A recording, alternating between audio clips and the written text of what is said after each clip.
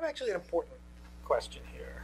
You know, once upon a time, a long time ago, great powers routinely fought wars with each other. It doesn't seem they continue to do that today. We haven't had a major great power war since 1945. We've had big conflicts that haven't ended in great power war. Is great power war a thing of the past? Is this over? I think it's definitely not over necessarily, but it's the circumstances and the constraints on great power war have risen. And that's true for a number of reasons, and Joe may disagree, but it seems to me there is something puzzling about the fact that since 1945 we have not had a war among any of the great powers, those that are, that is to say, major states we associate with being great powers. Why is that? Is that interesting or just an accident? Why has it been longer for great power peace, shall we say, than at any other time since the 1500s? One thing that's happened, of course, is that technology has changed, and the nature of war and what you can do, the kind of damage you can do through war, the nature of destruction, the forces of destruction have grown, and of course that's epitomized by nuclear weapons, making it more consequential. The stakes have gone up. The chance for catastrophic damage and even extinction, if you were to have a full-blown nuclear exchange, has made it much more of a stark choice of whether to go to war or not among another great power, particularly one with nuclear weapons. But beyond that, it seems to me that great powers have been in the business of being great powers since at least 1648, and they've become global now in their membership. And there's been a kind of repetition of conflict and cooperation and wars and settlements and innovations in the kind of norms of great power conduct. It's enshrined in the United Nations and the Security Council. And so that in some sense, we've developed understandings, never completely full-blown or foolproof, for how great powers can accommodate themselves to each other, can engage in restraint and accommodation. Restraint and accommodation are the tools, shall we say, of managing great power competition. So I think there's been a changing circumstance, a setting for great power politics because of violence capability and because of norms of great power relations, creates both constraints and opportunities for great powers to do things differently. Just from the earlier parts of your comments, it led me to think maybe nuclear weapons are a good thing and we should keep them around. Do you think this is right, Joe? Well, I think we have to be realistic about the limits of what we are of our analysis, because we, after 1945, had a couple of switches turned on from one direction to another direction that could be interpreted as prompting states, major powers, not to fight each other. First, no question, nuclear weapons. Second, many of the great powers found themselves on the same side in terms of an alliance against the Soviet Union. And thirdly, the United States was a security provider for many of the major European states, France, Britain, and Germany, and thus they were able to cooperate with each other and not fear each other because they were all confident to more or less in the ability to be protected by the United States. The only way we would know, also the rise of democracy in these countries, economic interdependence. Many different things happened that pushed the great powers of Western Europe and the United States in a peaceful direction, quite different from the previous 350 years of interactions. We don't know what, it's difficult to design a research approach that allows us to assign relative weights to those different factors. Yeah. Probably all of them played some role. One of the things we notice outside of the great powers is that war still is very important, for example, between Pakistan and India. So some of those factors that are helping Western Europe, the North Atlantic community, be peaceful, seem not to be in operation in these other important parts of the world. Okay, so I mean, let's go with that, because there is something really interesting going on. It's not that warfare is disappearing, right? And so why is war moving in the directions it's moving. And I'd see a couple of things, right? There's still lots of wars where major powers are intervening in the affairs of smaller powers. There are lots of intrastate wars or civil Yes. wars Yes. today, maybe more than there are interstate wars, right? I think data Yes. shows that. So what's going on? What are the big things that are changing in international politics that are leading us to rethink both the incidents and also the types of wars that we're seeing out in the system? And just to This- underscore one last point, Yeah. the use of force, even by the European great powers, the United States and Japan, we still have uses or displays or threats of the use of force below the Sure. actual going to full-blown war. War itself, there have only been about 100 full-blown wars between 1816 and the present. So war is a major war where there are, let's say, for example, 1,000 battlefield deaths or more. That's a pretty rare event. We do, however, have a lot of usage of military force below that level. And as you mentioned, Mike, we have lots of use of force by countries, for example, the United States, around the world, intervening in other parts of the world, for example. And, of course, internal war has gone up since the end of the Cold War. Is there a reason? Is there something about the end of the Cold War that has changed things in some fundamental way? John, do you think there are? Yeah, I think that it comes down to the nature of these weaker states that have been prone to civil war, and some of it has to do with global shifts in the end of the superpower competition, the end of these kind of structures of power that reinforced, in the case of developing countries in the Middle East and other places, reinforced the rule of coercive rule at the center, which kept a lot of sectarian conflicts and ethnic conflicts tamped down and stabilized orders, in some sense, from the top down through coercion and a kind of monopoly on the use of violence by the centralized state, which is connected to a larger global power structure.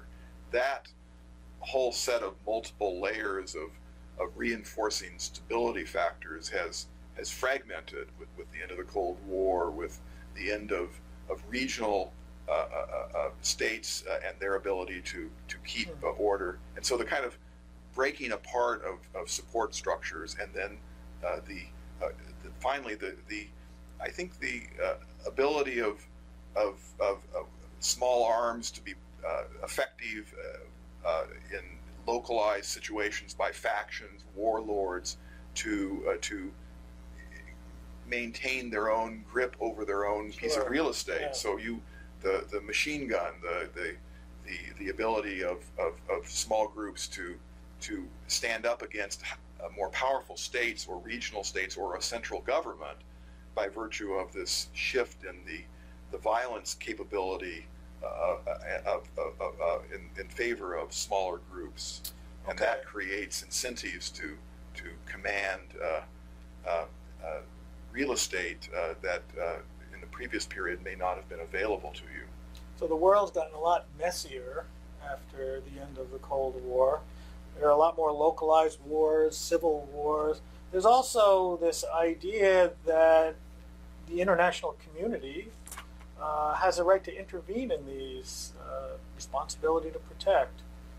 Is this a progressive kind of change, or is this hypocritical? Is this great powers or major powers saying, hey, we get to intervene in your affairs, but you don't get to intervene in ours? How should we understand this? Well, one way to think about it is that with the end of the Cold War, and the United States and the at least momentary preeminence and predominance of the United States in terms of military power, gave it the freedom and luxury to undertake humanitarian interventions, or its allies, for example, Great Britain and West Africa.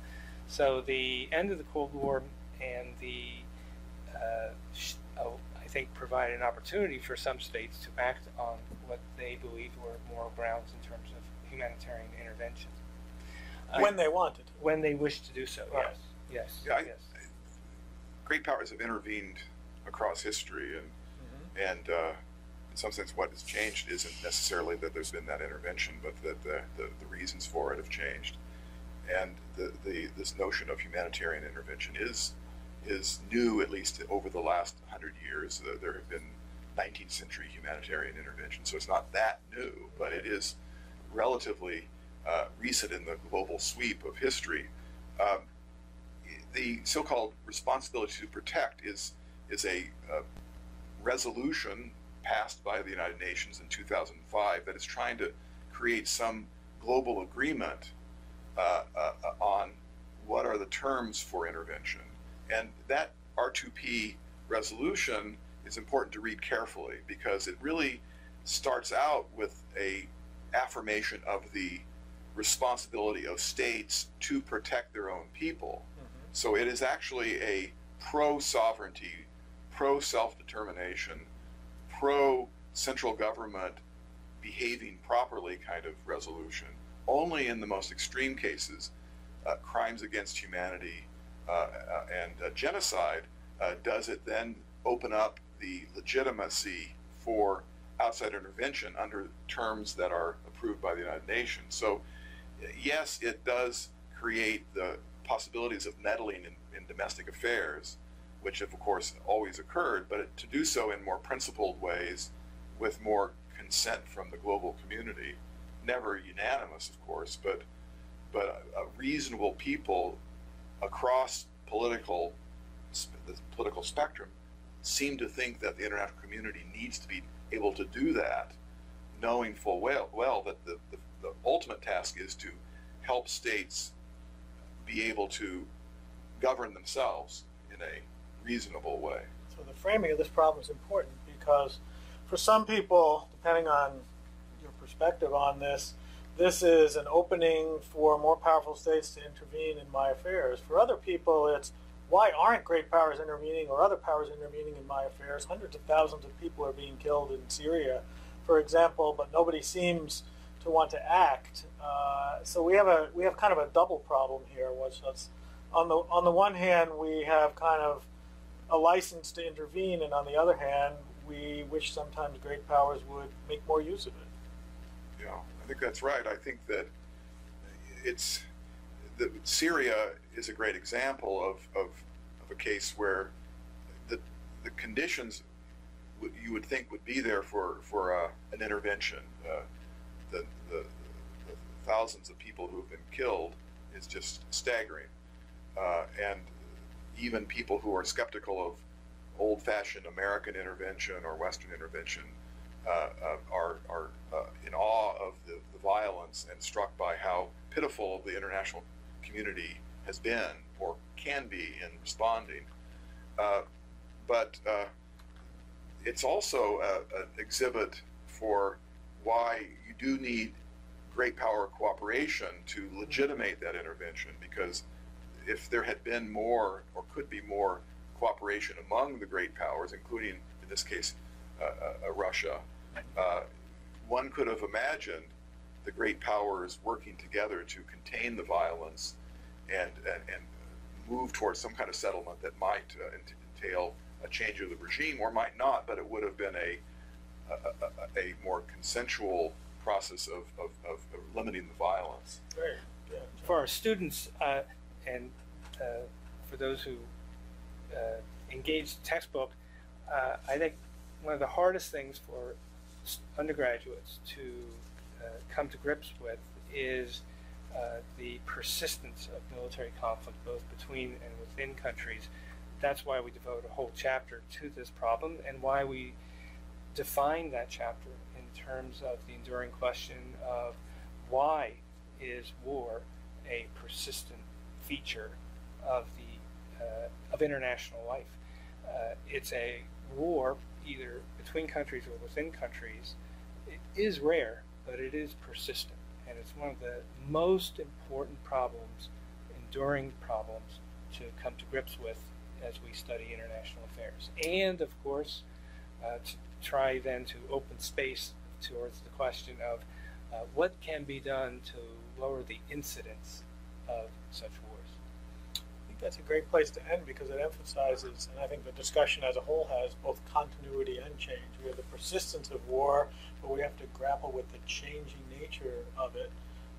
And of course, the critical link you made at the end between analysis and prescription. How do we actually make the world a better place given our knowledge of the